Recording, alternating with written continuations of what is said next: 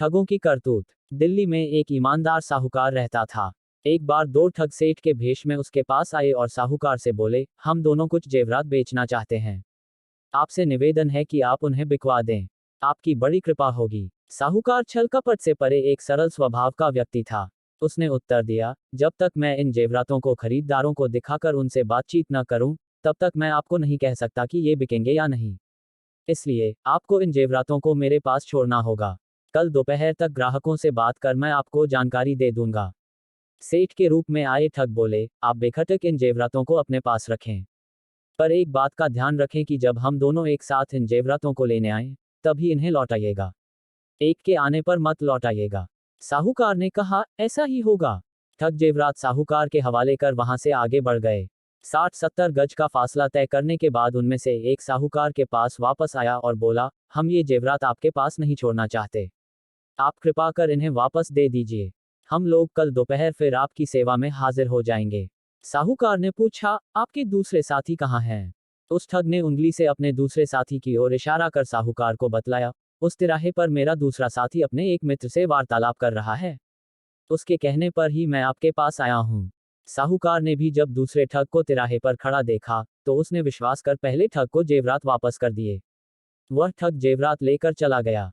कुछ समय बीता, तो दूसरा ठग साहूकार के पास आया और जेवरात मांगने लगा। इस पर साहूकार बोला, जब आप तिराहे पर अपने मित्र से वार्तालाप कर रहे थे, तब आपका दूसरा साथी आया था और वह जेवरातों को ले गया। मैंने उससे आपके बारे में पूछा, तो उसने आपकी ओर इशारा कर बताया कि आपके ही कहने पर वह आया है। उसकी बातों पर विश्वास कर मैंने उसे जेवरात वापस कर दिए। ठग जेवरात लिए बिना वहां से जाने को तैयार न हुआ। वह कहने लगा, जब मैंने आपको पहले ही कहा था कि जब तक हम दोनों साथ न आए, तब तक जेवरात वापस न करना, तो फिर आपने ऐसा किया क्यों? आपने गलती की है। अब इसका फल मैं क्यों भोगूं? आपने किया है, आप भरें। साहूकार ने नम्रतापूर्वक उत्तर दिया, आप भी तो उस समय तिराहे पर खड़े थे, जब आपका दूसरा साथी जेवरात लेने आया था। ठग का मिजाज गर्म हो गया। वह तैश में आकर बोला, इससे क्या होता है? क्या मैं कहीं खड़ा नहीं हो सकता? मैंने तो उसे जेवरात लेने भेजा ही नहीं था।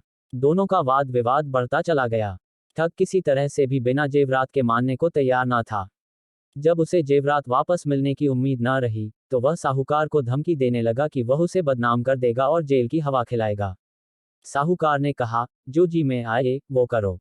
ठग ने शीघ्र ही जाकर बादशाह अकबर के यहाँ न्याय की दरख्वास्त दे दी। अकबर के इस प्रकरण के निपटारे की जिम्मेदारी बीरबल को सौंपी। बीरबल ने आदेश का पालन करते हुए साहूकार को बुलवाया।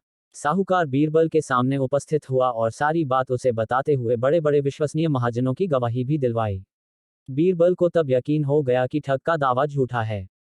वह ठग से बोला, जब यह बात तय हुई थी कि तुम और तुम्हारा साथी एक साथ जेवरात लेने आओगे, तभी साहूकार तुम्हें जेवरात वापस देगा। फिर तुम अकेले क्यों आए हो?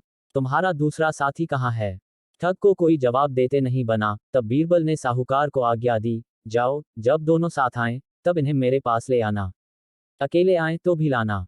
ठग समझ गया कि अब उसकी कोई चालकी नहीं चलेगी। लाचार होकर वह वापस चला गया और फिर कभी साहूकार के पास नहीं आया। साहूकार इस न्याय से बहुत खुश हुआ। अकबर ने भी मन ही मन बीरबल की बुद्धि की प्रशंसा की। ऐसे ही और नए वीडियो देखने के लिए हमारे चैनल को सब्सक्राइब करें।